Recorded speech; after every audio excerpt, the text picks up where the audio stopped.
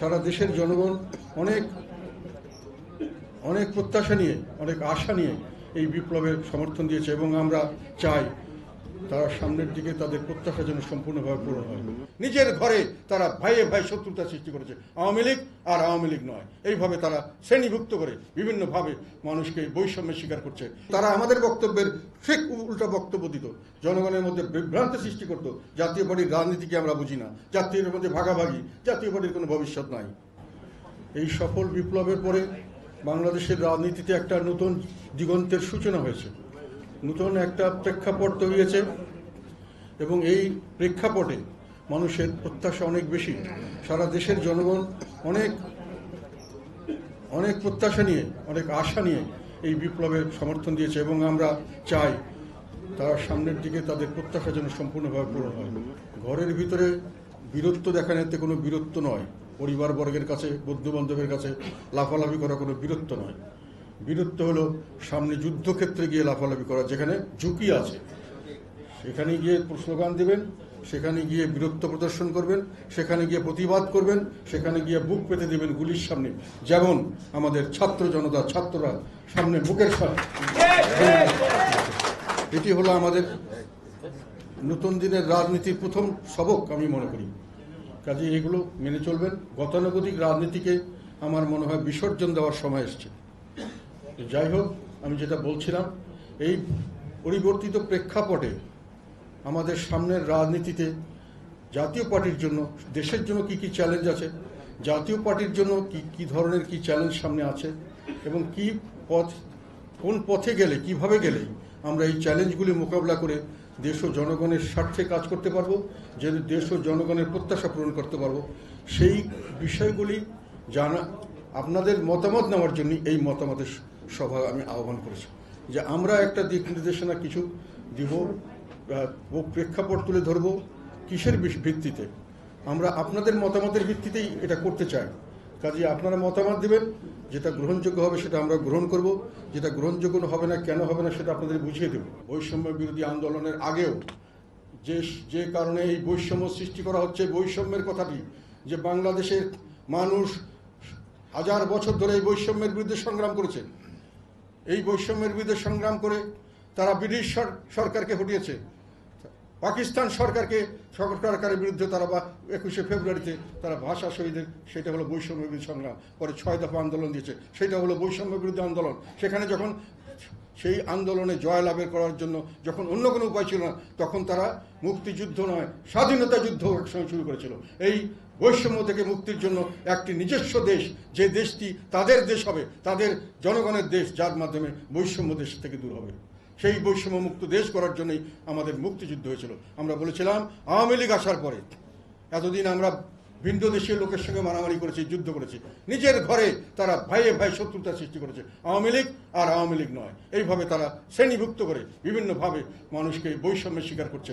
আওয়ামী লীগ হলে সমস্ত ব্যবসা বাণিজ্য, চাকরি বাকরি তাদের দেওয়া হবে, না হলে তাদেরকে কিছু দেওয়া হবে না, তাদেরকে কোনো অধিকার দেওয়া হবে না, অলমোস্ট তাদেরকে একটি স্লেভ, কৃতদাসের জাতে পরিণত করার জন্য চেষ্টা করছে। কে বলেছে? জাতীয় পার্টি বলেছে, জিএম কাদের বলেছে। আর 5ই আগস্টের আমরা যখন আনন্দ উল্লাস করছি, তখন একটি শ্রেণীর মানুষ আমাদেরকে বিভিন্নভাবে আমাদেরকে ব্র্যান্ডিং করার চেষ্টা করছে বিভিন্নভাবে। সেই ব্র্যান্ডিংগুলোর উত্তর আমি কিছুটা, আমাদের একটু আগে যে 1 ঘন্টা দেখানো হলো, সেখানে বিভিন্ন সময় গণমাধ্যমে আমাদের ভূমিকাটা আমি জানিয়েছি। সেই বিষয়ে আমি কিছু কথা বলতে চাই। ব্র্যান্ডিংটা কি? ব্র্যান্ডিংটা হলো, আমরা 2024-এর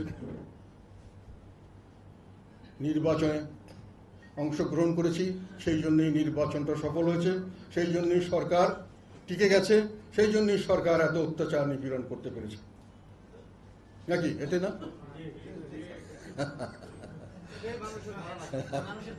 এই ধারণাটা 24-এর নির্বাচনের পরের দিন থেকেই দেওয়া শুরু হয়েছিল। আমি জিনিসটাকে ওইভাবে গ্রহণ করিনি, যদিও বারংবার বিভিন্ন বক্তব্য বিবৃতিতে এটা আমি ক্লিয়ার করার চেষ্টা করেছিলাম, কি হয়েছে, কেমন করে হয়েছে, কি হয়নি, বা কিছু কি হতে পারতো, সবগুলো উত্তর আছে।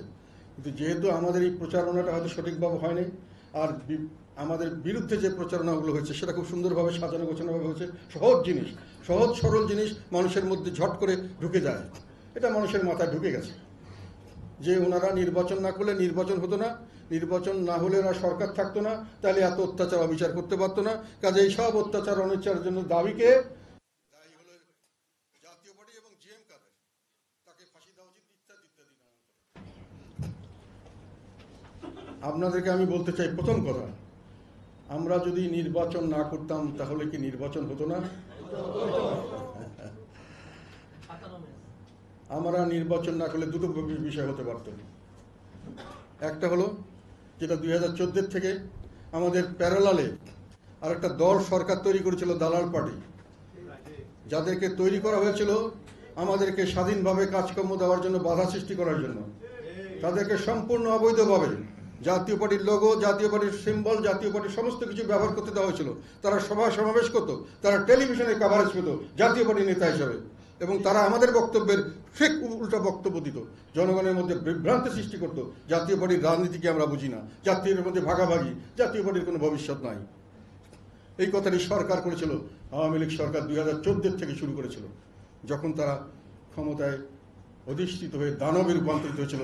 তারপর থেকে তারা দুটো জিনিস করেছে, আপনাদেরকে বলতে চাই। সমস্ত রাজনৈতিক দলকে বিভিন্ন কৌশলে তারা রাজপথ থেকে দূরে রেখেছে, দাবি দাবা আদায় থেকে দূরে রেখেছে, জনগণ থেকে দূরে রাখার চেষ্টা করেছে। বিএনপিকে করেছে জেল জুলুম করে, তাদেরকে জোর করে ঘরে ঢুকিয়ে দিয়েছে, তাদেরকে মামলা মোকদ্দমা করে তাদেরকে ঘর ছাড়া করেছে।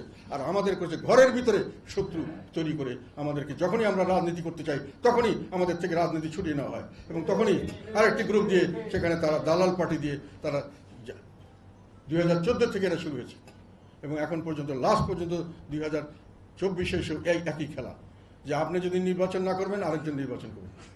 তো প্রথম কথা হলো, আমি বলতে চাই যে তাহলে যদি আমরা না করতাম হয়তো আরেকটা গ্রুপ দিয়ে করানো হতো জাতীয় পার্টিকে, কিন্তু আমাদের জাতীয় পার্টি নাম যেত, কিন্তু জাতীয় পার্টি যেত না। জাতীয় পার্টির দেহ প্রাণ যেত না, জাতীয় পার্টির নামটা ব্যবহৃত হতো এবং নির্বাচন হয়ে যেত।